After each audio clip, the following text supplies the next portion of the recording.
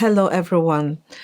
You're welcome to Autistically Bright. We talk about autism awareness, acceptance, and tolerance, and everything that is related to special needs here in Autistically Bright.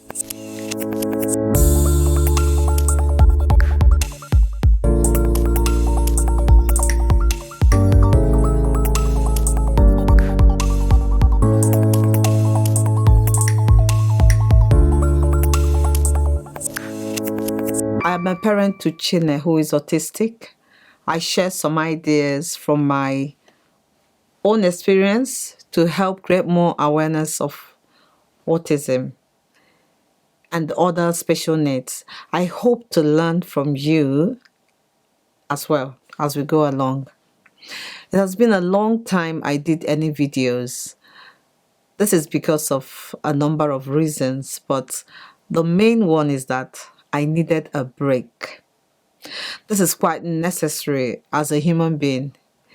We all need breaks from time to time, and we come back refreshed and re-energized.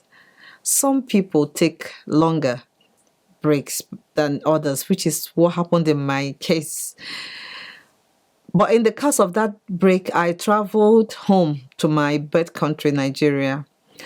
I did not know I had so many people watching me. It is so encouraging.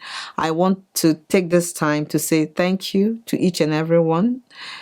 The list is endless, but you know who you are. I want to say thank you so much. Thank you once again. I do not take the time that you tune in to watch Autistically Bright for granted. God bless everyone.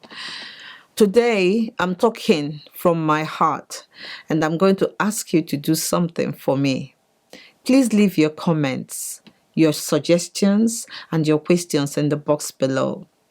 Are there questions you would like to ask? Are there topics you would want me to talk about? Please leave them below, and I will do my best to answer or refer you to people who can answer those questions very well for you. My visit to Nigeria got me thinking about families who have special needs children. How are they coping? I am talking about the rate of kidnapping in Nigeria. Every day, somebody is kidnapped. I can say most of these incidents do not make headlines, but I know few have managed to make headlines, like this one in the Nigerian newspaper of 5th July 2021, talking about how 140 school children were abducted. Children who went to school to learn, who did not plan to be kidnapped. The reason I'm talking about this today is because kidnapping school children is fast becoming a trend in Nigeria.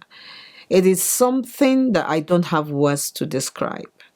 Parents send their children to school only for them to hear they have been kidnapped.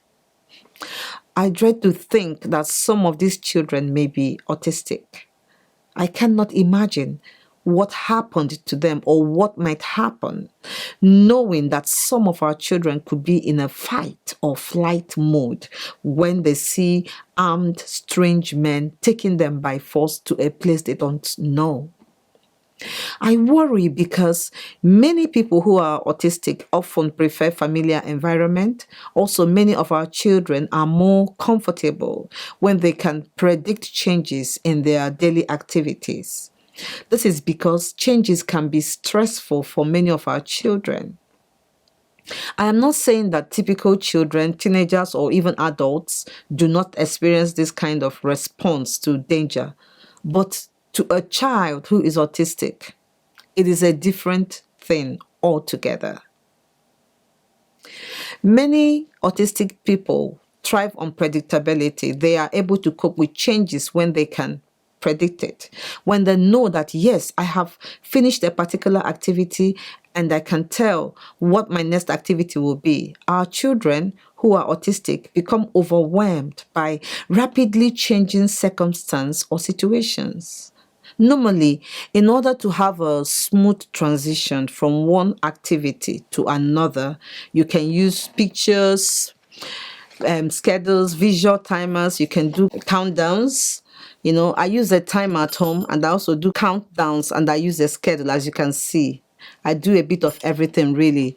But and I know that kidnapping can never be on the list of things to do in school or things that are expected to happen after a particular activity.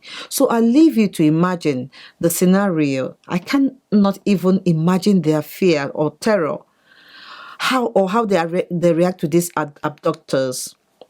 These kidnappers know nothing about children who are autistic or who have special needs. They know nothing about how an autistic person may feel or act when faced with danger.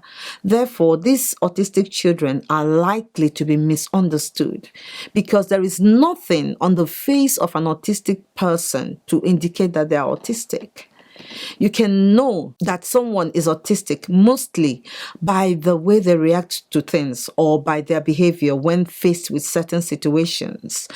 The kidnappers may misinterpret their reaction to mean resistance, and something dreadful might happen. The children might get killed. It has happened. An end has to come to these attacks on schools in Nigeria. It is a big shame and a source of concern that the government at different levels in Nigeria cannot make sure that innocent children in schools are safe. This is fast becoming a norm, and this is so wrong. I worry that this is becoming a fast trend. I worry for our children who have special needs. This is happening. It needs to stop. Our children, they are our future as a family and society at large. We want them safe. They need to feel safe in their schools. The Nigerian government needs to do something about this. Although they claim to be doing something, nobody seems to be seeing any positive effect of whatever the government is doing. I encourage parents to continue to raise their voices against this kidnapping of school children. Finally, I just want to take a moment and say to families who have lost their loved ones in this way that you are in my thoughts and my prayers. Please accept my condolences.